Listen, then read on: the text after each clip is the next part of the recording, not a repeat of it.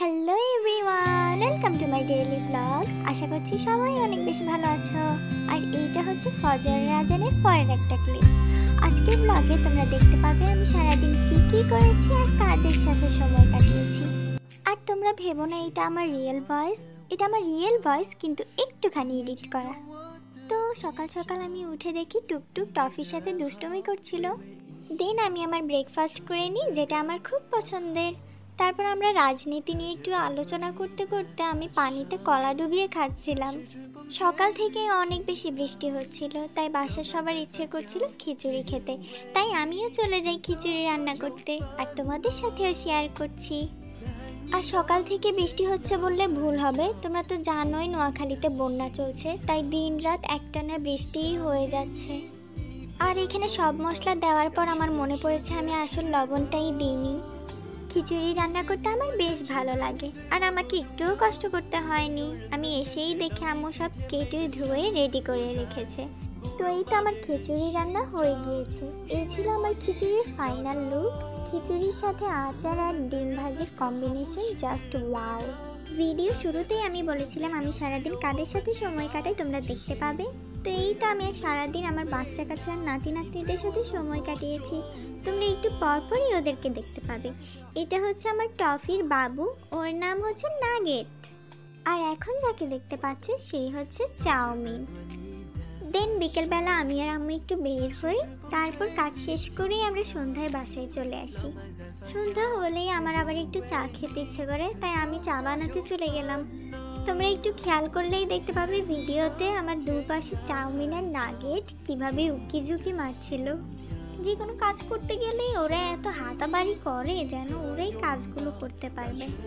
তা আমি এখানে পানিতে চা পাতা দিয়ে নিচ্ছিলাম। ও গাইস, তোমাদেরকে তো গুড নিউজ দেওয়াই হয়নি। টফির কিছুদিনের মধ্যেই বেবি হবে, আরও তৃতীয়বারের মতো মা হতে চলেছে।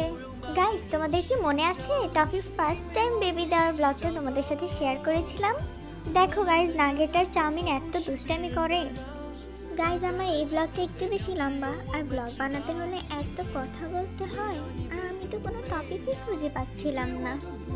তা আমি চা বানানোর জন্য দুধ চিনি নিয়ে নিচ্ছিলাম, আর আমার পাশে বসে আছে টফি। টফি হচ্ছে আমার লক্ষ্মী বাচ্চা। আর আমি ভিডিওতে ভয়েস ওভার দিতে বসলে বাসার সবার ঠুসঠাস সাউন্ড যেন আরও কয়েক গুণ বেড়ে যায়। তারপর আমি এখানে চা ঢেলে নিচ্ছিলাম। চা খাবে? ঢেলে দেই।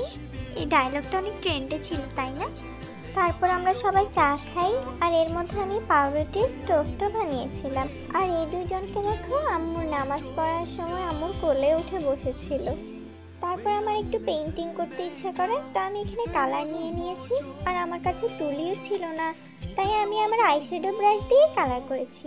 ফার্স্টে আমি সুইচ বোর্ডের আশেপাশে পেন্সিল দিয়ে ড্র করি, দেন সেইটার উপরে কালার করি। আর এইটা হচ্ছে আমার ছেলে, ওর নাম হচ্ছে মিকি।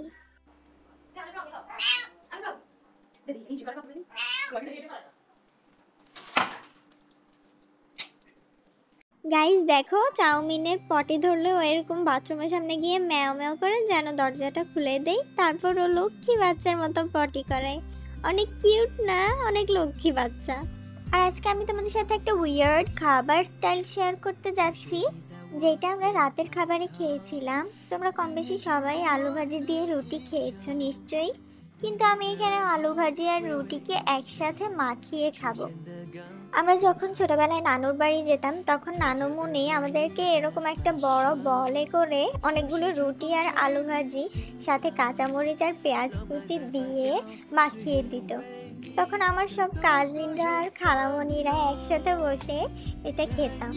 আর এখন এইভাবে মাখিয়ে খেলে নানুর বাড়ির ওই মোমেন্টগুলো খুব মনে পড়ে। তো এই তো এখন বাজে রাত 2টা, আর তারিন আমার হাতে কি যেন লাগিয়ে দিচ্ছিল, যেটা দেওয়ার পর আমার নখগুলো একদম পিঙ্কি পিঙ্কি হয়ে গিয়েছিল, অনেক গ্লো করছিল। তো এই ছিল আমার আজকের ব্লগ। ভালো লাগলে লাইক কমেন্ট করতে ভুলবে না। তো আমরা এখন ঘুমিয়ে যাব, দেখা হবে নেক্সট ভিডিওতে। Good night.